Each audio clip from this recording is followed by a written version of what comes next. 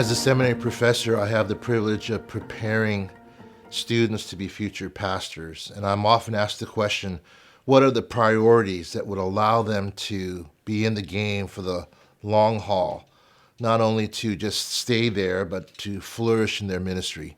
The first thing I would say is that they need to have good character.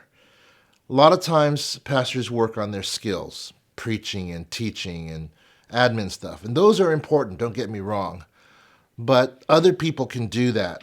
The priority for the pastor, if I could say it that way, is to develop their character. And what that means is who they are in public, and especially who they are in private, including their family lives. They need to go deep. They can't just go wide.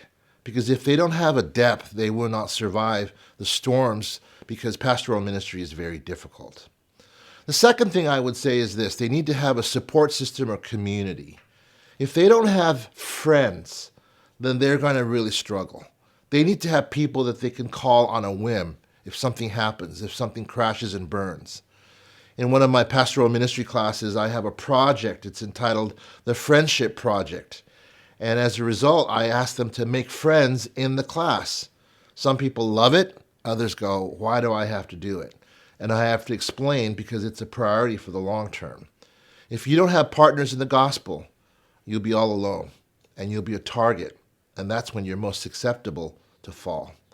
The third priority, I would say, besides character and community, is you have to have godly practices of your own personal disciplines. If you're not praying on a regular basis, you're not in the Word for yourself, not for sermon prep, but just for spiritual growth, then you will do things on your own strength. And that's where people start relying or defaulting only on their skills, or they recycle over and over again, unbeknownst to the congregation. That's when you get in a rut. There's no freshness, there's no newness, and as a result, there's no growth. So those are the three priorities I would recommend if you want to play the long game. Again, just the whole idea of your commitments to Christ in terms of your relationships, in terms of your spiritual disciplines, and in terms of working on your character.